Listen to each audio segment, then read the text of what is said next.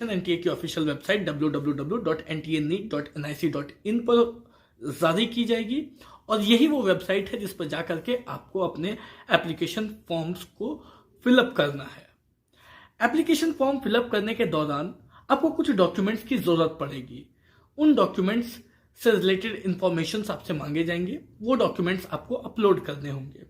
तो बेसिकली आज के इस वीडियो में हम यही जानने वाले हैं कि वो कौन कौन से डॉक्यूमेंट्स हैं जिनकी जरूरत हमें नीट यूजी 2021 के एप्लीकेशन फॉर्म भरने के दौरान पड़ेगी और उन डॉक्यूमेंट्स को हमें अपने पास अवेलेबल कर लेना है, रेडी कर लेना है। उनकी स्कैन्ड कॉपीज रेडी कर लेनी है और उन डॉक्यूमेंट्स में क्या क्या डॉक्यूमेंट्स है पहले वो देखेंगे, उनकी फॉर्मेट क्या रहने वाली है और उसकी साइज क्या होगी। इन सभी बातों को आज हम इस वीडियो में शेयर करेंगे। चलिए स्टार्ट करते हैं वीडियो को। सबसे पहले बेसिकली 5 डॉक्यूमेंट्स हैं जिसकी जरूरत आपको एप्लीकेशन फॉर्म भरने के दौरान पड़ेगी। एक पासपोर्ट साइज फोटोग्राफ, दूसरी पोस्ट कार्ड साइज फोटोग्राफ, तीसरी आपकी सिग्नेचर की स्कैन कॉपी, फोर्थ वन आपकी लेफ्ट थंब इंप्रेशन की स्कैन कॉपी, फिफ्थ वन आपकी 10th की सर्टिफिकेट और सिक्स्थ वन जिस भी मोड ऑफ पेमेंट है जो आप एप्लीकेशन फॉर्म भरेंगे उसके लिए जिस मोड से आप पेमेंट करना चाहते हैं, वो क्रेडिट कार्ड हो सकती है, डेबिट कार्ड हो सकती है, तो जो भी मोड होगा पेमेंट का वो आपको अपने पास अवेलेबल रखनी है। तो अब जब ये जो डॉक्यूमेंट्स हमें अपलोड करने होंगे या इनमें जो रिलेटेड इंफॉर्मेशन होंगी वो हमें फिलअप करनी होगी, जो एप्लीकेशन फॉर्म की फील्ड्स दी गई होगी, तो जो डॉक्यूमेंट्स अपलोड करने होंगे उनकी साइज क्या होगी, उनकी फॉर्मेट क्या होगी। जब भी हम किसी के इमेजेस को, किसी की फोटो को, स्कैन कॉपी को अपलोड करते हैं तो उनकी फॉर्मेट जेपीजी या जेपीईजी ही होती है।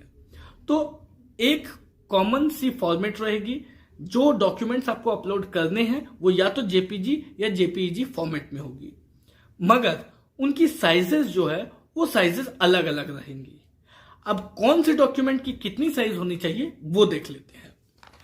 सबसे पहले पासपोर्ट साइज फोटो की जो आपकी इमेज रहेगी, जो स्कैन्ड इमेज रहेगी, उस इमेज की जो डायमेंशन रहेगी वो बिटवीन 10 KB टू 200 KB होनी चाहिए। मतलब 10 KB से कम नहीं होनी चाहिए और 200 KB से ज्यादा की नहीं होनी चाहिए। तो वो जो आप पासपोर्ट साइज फोटो अपलोड करोगे, उसकी जो स्कैन्ड कॉपी, आप स्कैन्ड इमेज स्कैन करोगे, वो बिटवीन 10 KB टू 200 KB होनी चाहिए। अगली डॉक्यूमेंट है सिग्नेचर। आपकी जो सिग्नेचर की साइज होगी, फॉर्मेट तो सेम रहेगा, जेपीजी या फिर जेपीईजी फॉर्मेट। जो सिग्नेचर की जो साइज होगी वो बिटवीन 4 KB टू 30 KB होनी चाहिए। मतलब मिनिमम साइज उसकी जो है वो 4 KB रहनी चाहिए, उससे कम की नहीं होनी चाहिए, और मैक्सिमम साइज 30 KB होनी चाहिए, उससे ज्यादा की नहीं होनी चाहिए।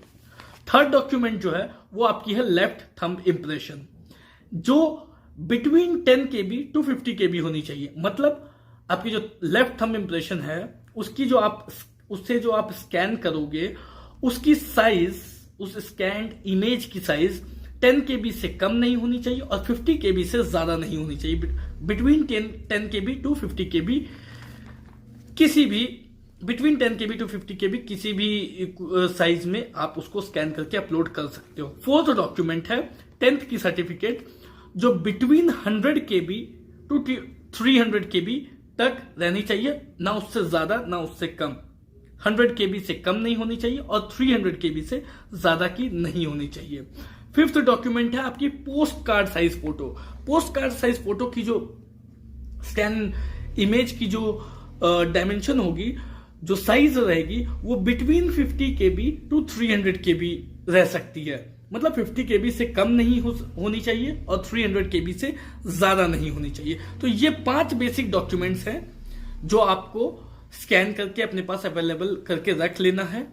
और एक और इंपॉर्टेंट इंफॉर्मेशन कि जब एप्लीकेशन फॉर्म पब्लिश की जाएगी उस दौरान आपको इमीडिएटली आप देखोगे कि सर्वर पे बहुत ज्यादा लोड आ जाने की वजह से हो सकता है बहुत सारे स्टूडेंट्स फॉर्म को प्रॉपरली फिलअप ना कर पाए या फिर जो वेबसाइट है वो प्रॉपरली रिस्पॉन्ड ना करे।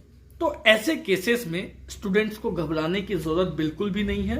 वो थोड़ा रुक कर इंतजार करके, थोड़ा वेट करके दोबारा से ट्राई करें।